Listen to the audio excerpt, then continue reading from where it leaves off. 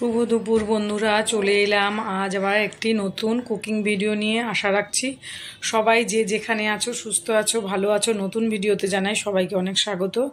আজকে তোমাদের মাঝে আমি শেয়ার করছি পটল চিংড়ি রেসিপি। তো আমি যেভাবে করলাম সেটাই তুলে ধরছি তোমাদের মাঝে। এখানে দেখো খানিকটা চিংড়ি মাছ নিয়েছি, পটল, আলু আর টমেটো, পেঁয়াজ, কাঁচা লঙ্কা নিয়েছি। এবার কড়াইতে তেল দিয়ে দিয়েছি। তেল দিয়ে আলুটা ভেজে নেব খুব সুন্দর করে। তার মধ্যে নুন হলুদ দিয়ে দেব। খুব ভালো করে ভেজে নিতে হবে আলুটা।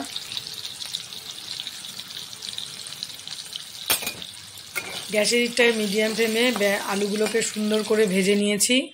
তারপর আলুগুলোকে তুলে নিলাম। ওই তেলের মধ্যে আবার পটলটাকে দিয়ে দিলাম।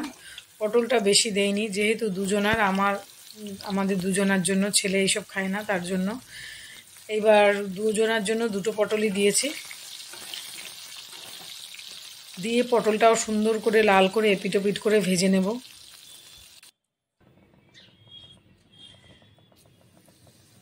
তারপর পটলটা তুলে নিলাম। তারপর ওই তেলের মধ্যে আরেকটু তেল দিয়ে দিয়েছি। দিয়ে এবার আমি দিয়ে দিলাম জিরে ফোড়ন, তেজপাতা, শুকনো লঙ্কা ফোড়ন দিয়ে দিলাম। ফোড়নটা খুব সুন্দর করে ভাজা হয়ে গেলে তার মধ্যে এবার আমি দিয়ে দেবো পেঁয়াজ কুচি। একটা মিডিয়াম সাইজের পেঁয়াজ দিয়েছি। যেমন আলু পটল হবে সেই অনুযায়ী মাপ করে আন্দাজ করে দিতে হবে। কুচানো পেঁয়াজটা দিয়ে দিলাম।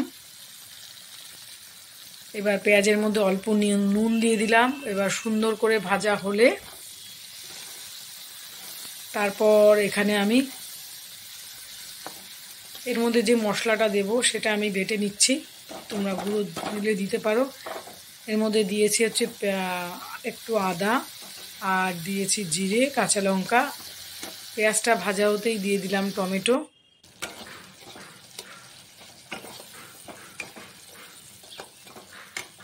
তারপর এই যে দেখো পেঁয়াজটা খুব সুন্দর করে ভাজা হয়ে গেছে, পেঁয়াজ টমেটোটা। তারপর এখানে আমি যে মশলাটা বেটে রেখেছিলাম,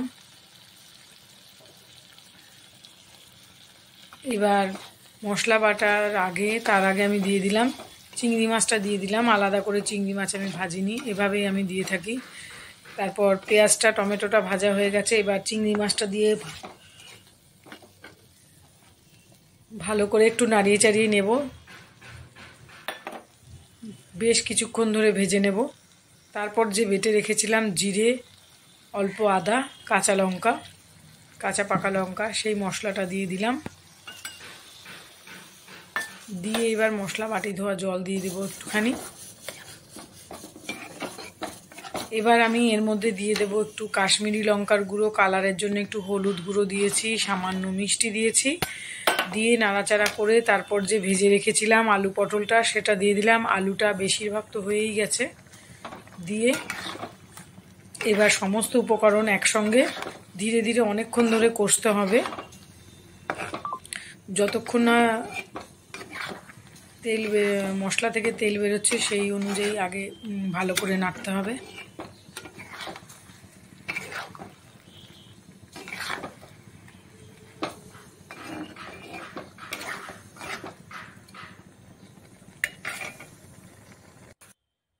বেশ খানিকক্ষণ অনেকক্ষণ ধরে নাড়িয়ে চাড়িয়ে নিয়েছি। প্রায় আমার কষা হয়ে গেছে। এই যে দেখো তেল বেরিয়ে গেছে। এবার আমি পাশে একটু জল গরম হতে দিয়েছি। এবার আলু পটল অনুযায়ী আন্দাজ করে যতটা ঝোল রাখবে সেই অনুযায়ী মাপ করে আমি জল দিয়ে দেব।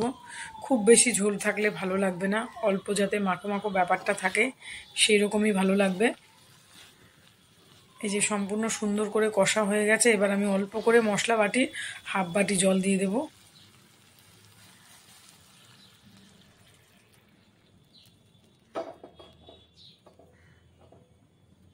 এই সুন্দর করে কষা হয়ে গেছে। এবার আমি যাতে আলুটা অল্প সিদ্ধ বাকি আছে সেটা সিদ্ধ হয়, পটল আলুটা, সেই অনুযায়ী জল দিলাম। এবার ভালো করে নাড়িয়ে চাড়িয়ে এবার একটা ঢাকা চাপা দিয়ে হতে দেব বেশ কিছুক্ষণের জন্য।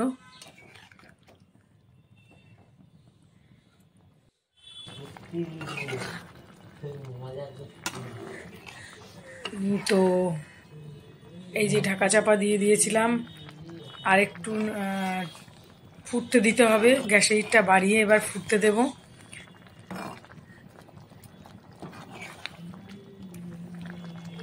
তো হয়ে গেছে আমার আলু পটল, এইভাবে আমি নামালাম। এবার যেহেতু আলুতে একটু ঝোলটা টেনে যাবে, তো সেই জন্য আর টানিয়ে নিলাম না, এভাবেই রাখলাম।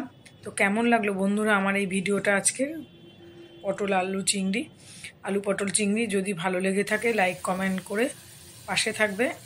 আর আজকে দেখো দুপুরে আর রান্না করেছিলাম, উচ্ছে দিয়ে মটর ডাল বানিয়েছি। এটা আজকে রান্না দুপুরবেলা, আজকে যেহেতু নিরামিষ সেজন্য এটা। আর রেসিপিটা ওটা কালকের ছিল। আর এটা করেছি, আর উচ্ছে কুমড়ো ভাজা, বিশেষ কিছু রান্না করিনি আজকে। আর এটা আলু পোস্ত করব, তার জন্য এই যে আলু পোস্তটা আজকে ঝোল ঝোল করেছি, কারণ বর আবার এইরকম ঝোল ঝোল খেতে পছন্দ করে, আমি আবার একটু শুকনো পছন্দ করি। আর করেছিলাম সকালবেলা আজকের পরোটা। তো এই ছিল আজকের